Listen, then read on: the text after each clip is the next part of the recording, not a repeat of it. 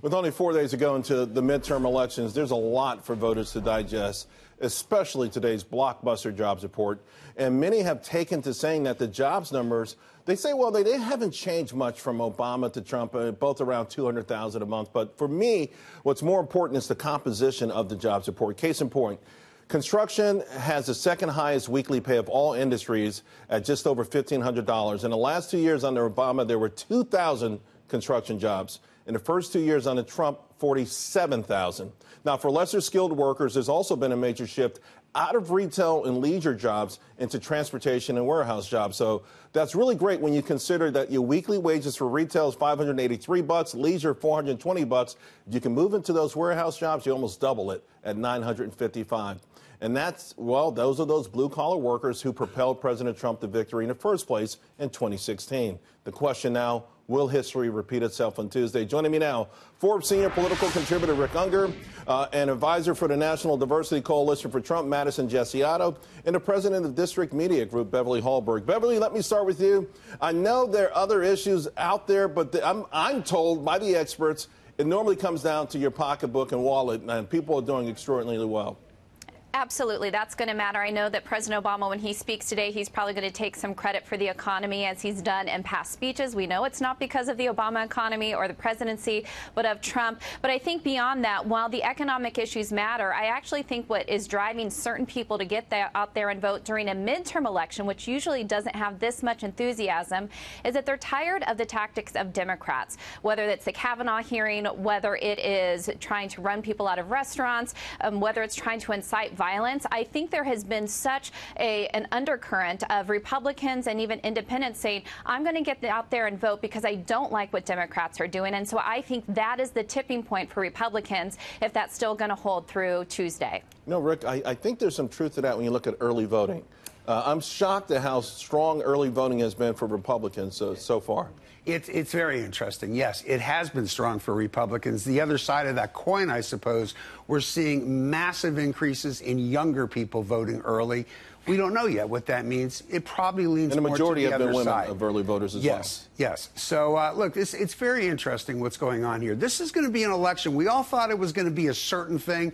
This is going to be an election that I think is going to answer a lot of questions. You pointed out that people typically vote their pocketbook, and there's obviously a lot of truth to that.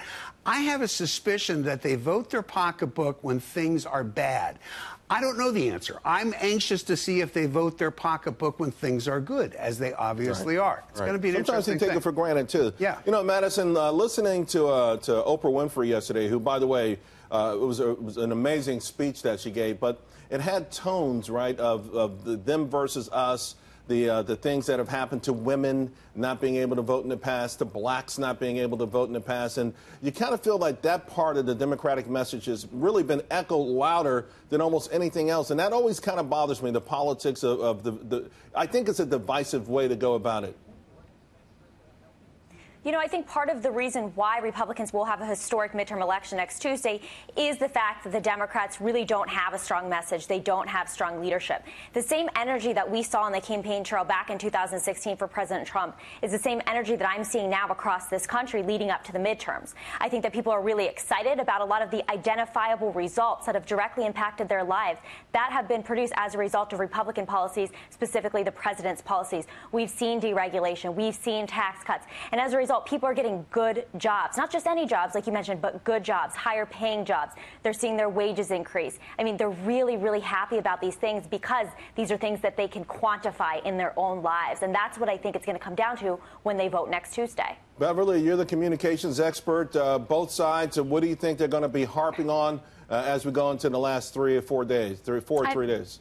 I think we're going to hear a lot more anti-Trump rhetoric. That's really what Democrats have run on. And I'll even like to say when it comes to the former President Barack Obama, he went on the message of hope and change. Even Michelle Obama came out a few weeks ago saying that we shouldn't incite violence if you disagree with what somebody says. What Democrats have went on in the past usually was a more aspirational message. The message we're hearing today is a very anti-Trump message, and also a message that says if you want strong border security, you're probably racist, that if you support Kavanaugh, you support support sexual harassment and you are against a woman's right to choose. So I think what they have attached themselves to is a very negative message, which only works for the hardcore base. I actually think it really makes the other side and independents coalesce and say, look, I don't agree with that type of name calling. I'm going to get out there and vote because of the tactics we're seeing. Rick shaking his head. I just got to say, Beverly, I think you're overstating it. Yes, there is some of that, to be sure. But I think if you really dig into the local races, the congressional races, that conversation's much more about health care issues like that than it is some strong anti-Trump message. And Charles, if you'll allow me, because it's Friday, to my old Ohio State University pal Madison, go Bucks! Go Bucks! Before we delve into that, because I'm going to be saying roll tide in a minute. I want to ask you, though, Rick, referendum on President Trump? To some degree. You'll let me know Wednesday. I'll let you know Wednesday. I think a little bit less so than I thought it was going to be, but yes, it's clearly part of it. Madison, referendum on President Trump? I think it's going to be a strong red wave on Tuesday. I think people are excited about the president, his policies, and the next, many years hopefully to come. Beverly, when it's all said and done, will the postmortem on this Wednesday be it was a referendum on President Trump? It depends on how it goes. I don't like to make predictions, but I do think that the blue wave is not as strong as they think. All right. Thank you all very, very much. A great panel, Madison, Rick, and Beverly.